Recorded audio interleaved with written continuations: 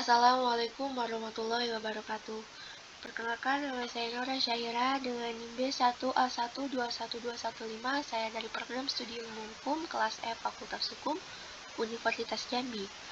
Baiklah, pada kesempatan kali ini saya akan mempresentasikan tugas dari Prodi Kewarganegaraan, di mana tugas ini merupakan tugas penilaian akhir semester, yaitu meresum bab 7 tentang penegakan hukum. Dan mata pelajaran ini diampu oleh Bapak Budi Ardianto, SH.MH. Bagaimana dinamika historis konstitusional, sosial politik, kultural, serta konteks kontemporer penegakan hukum yang berkeadilan. Indonesia adalah negara hukum, artinya negara yang semua penyelenggaraan pemerintahan dan kenegaraan serta pemasyarakatannya berdasarkan atas hukum, bukan didasarkan atas kekuasaan belaka. Apa yang dimaksud dengan hukum dan bagaimana pelaksanaan penegakannya? Untuk mendapati jawaban atas pertanyaan ini, kita akan membahas tema penegakan hukum mengikuti alur bahasan sebagai berikut ini. A. Menelusuri konsep dan urgensi penegakan hukum yang berkeadilan. Thomas Hobbes dalam bukunya Leviathan pernah mengatakan Homo homini lupus, artinya manusia adalah serigala bagi manusia lainnya. Manusia memiliki keinginan dan nafsu yang berbeda-beda antara manusia yang satu dengan yang lainnya. Nafsu yang dimiliki manusia ada yang baik, ada nafsu yang tidak baik. Inilah salah satu argumen mengapa aturan hukum diperlukan. Namun Cicero pernah menyatakan ubi societas ibius, artinya di mana ada masyarakat di sana ada hukum. Dengan kata lain, sampai saat ini hukum masih diperlukan, bahkan kedudukannya semakin penting. Menurut Planebuk dan T.K. Sabarudin, kehidupan manusia tidak cukup hidup dengan aman, teratur, dan tertib. Manusia perlu sejahtera. Apabila tujuan negara hanya menjaga ketertiban, maka tujuan negara itu terlalu sempit. Tujuan negara Republik Indonesia dapat kita temukan pada pembukaan Undang-Undang 1945, yakni pada alinea keempat. Dalam pertimbangannya, Undang-Undang Nomor 48 Tahun 2009 tentang kekuasaan kehakiman dinyatakan bahwa kekuasaan kehakiman dilakukan oleh sebuah Mahkamah Agung dan badan peradilan yang berada di bawahnya dalam lingkungan peradilan umum, lingkungan peradilan agama, lingkungan peradilan militer, lingkungan peradilan tata usaha negara, dan oleh sebuah Mahkamah Konstitusi untuk menyelenggarakan peradilan guna menegakkan hukum dan keadilan negara. Kita telah memiliki lembaga peradilan yang diatur dalam Undang-Undang Negara Republik Indonesia 1945, ialah Mahkamah Agung, Komisi Yudisial, Mahkamah Konstitusi. Apabila mengacu pada bunyi pasal 24, maka lembaga negara, Mahkamah Agung, Komisi Yudisial, Mahkamah Konstitusi memiliki kewenangan dalam kekuasaan kehakiman atau sebagai pelaku kekuasaan kehakiman. Dalam teori tujuan negara, pada umumnya ada 4 fungsi negara yang dianut oleh negara-negara di dunia, yaitu yang pertama, melaksanakan penertiban dan keamanan, yang kedua, mengusahakan kesejahteraan dan kemakmuran rakyatnya, yang ketiga, pertahanan, dan yang keempat, menegakkan keadilan. B. Menanya alasan mengapa diperlukan penegakan hukum yang berkeadilan. Banyaknya tuntutan masyarakat, beberapa sudah mulai terlihat perubahan ke arah positif, namun beberapa hal masih tersisa. Mengenai penegakan hukum ini, hampir setiap hari media massa, baik elektronik maupun cetak, menayangkan masalah pelanggaran hukum, baik terkait dengan masalah penegakan hukum yang belum memenuhi rasa keadilan masyarakat, maupun masalah pelanggaran HAM dan KKN. C. Menggali sumber historis, sosiologis, politis tentang penegakan hukum yang berkeadilan di Indonesia. Gustav Retzbudt, seorang ahli filsafat Jerman, menyatakan bahwa untuk menegakkan hukum ada 3 unsur yang harus diperhatikan, yaitu yang pertama unsur keadilan, yang kedua unsur kemanfaatan, dan yang ketiga unsur kepastian. Yang pertama, keadilan merupakan unsur yang harus diperhatikan dalam menegakkan hukum, artinya bahwa dalam pelaksanaan hukum, para aparat penegak hukum harus bersikap adil. Yang kedua, kemanfaatan. Selain unsur keadilan, para aparatur penegak hukum dalam menjalankan tugasnya harus mempertimbangkan agar proses penegakan hukum itu pengambilan keputusan memiliki manfaat bagi masyarakat. Yang ketiga, kepastian hukum.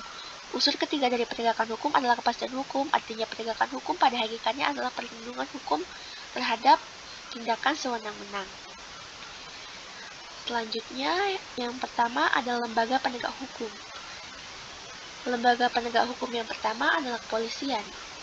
Kepolisian negara ialah alat negara penegak hukum yang terutama bertugas memelihara keamanan dan ketertiban di dalam negeri. B. Kejaksaan. Dalam Undang-Undang Nomor 16 Tahun 2004 tentang Kejaksaan Republik Indonesia, Pasal 1 dinyatakan bahwa jaksa adalah pejabat fungsional yang diberi wewenang oleh Undang-Undang untuk bertindak sebagai penuntut umum dan pelaksanaan putusan pengadilan yang telah memperoleh kekuatan hukum serta wewenang lain berdasarkan undang-undang. Yang C. Kehakiman. Kehakiman merupakan suatu lembaga yang diberi kekuasaan untuk mengadili. Adapun hakim adalah pejabat peradilan negara yang diberi wewenang oleh undang-undang untuk mengadili. Yang kedua, lembaga peradilan.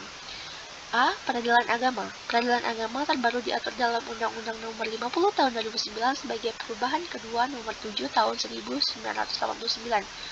Berdasarkan undang-undang tersebut, peradilan agama berwenang mengadili perkara-perkara di tingkat pertama antara orang yang beragama Islam di bidang perkawinan, kewarisan wasiat, dan hibah yang dilakukan berdasarkan hukum Islam, dan wakaf dan sodaqoh. B. Peradilan militer. Wewenang peradilan militer menurut Undang-Undang Darurat Nomor 16/1950 yang telah diperbarui menjadi UU Nomor 31 Tahun 1997 tentang peradilan militer adalah memeriksa memutuskan perkara pidana terhadap kejahatan atau pelanggaran. Yang C. Peradilan Tata Usaha Negara.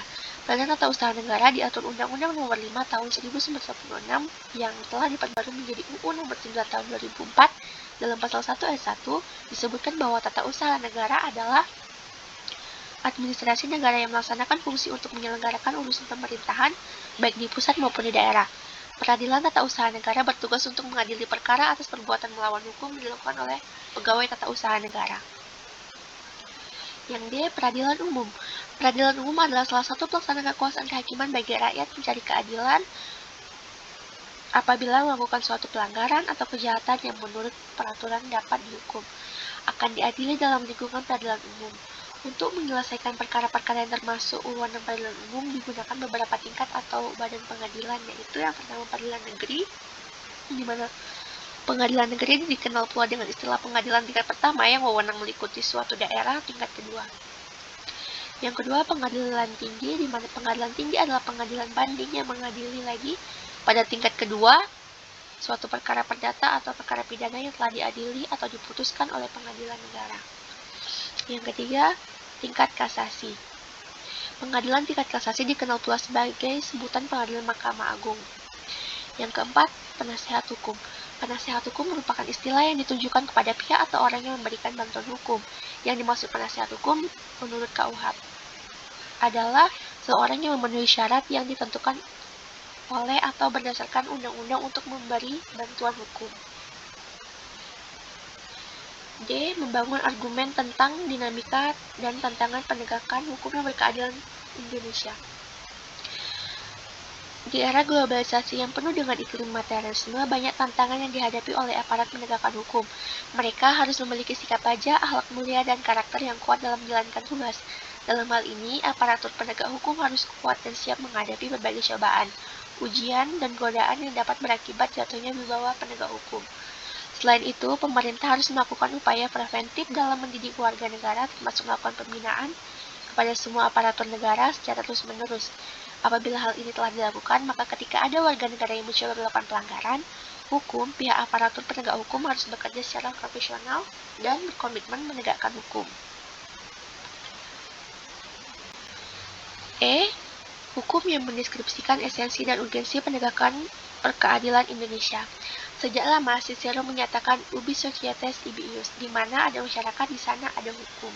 Bahkan apabila kita kaji kitab suci yang diturunkan oleh Tuhan Yang Maha Esa, pasti Anda akan menemukan beberapa banyak aturan yang dinyatakan dalam setiap ayat kitab suci tersebut. Penegakan hukum di Indonesia masih menghadapi masalah dan tantangan untuk memenuhi rasa keadilan masyarakat. Penegakan hukum sangat penting diupayakan secara terus-menerus untuk meningkatkan ketertiban dan kepastian hukum dalam masyarakat, sehingga masyarakat merasa memperoleh perlindungan akan hak-hak dan kewajibannya. Sekian materi yang dapat saya sampaikan. Apabila ada kesalahan pengucapan kata atau penyebutan kalimat, saya mohon maaf yang sebesar-besarnya. Wassalamualaikum warahmatullahi wabarakatuh.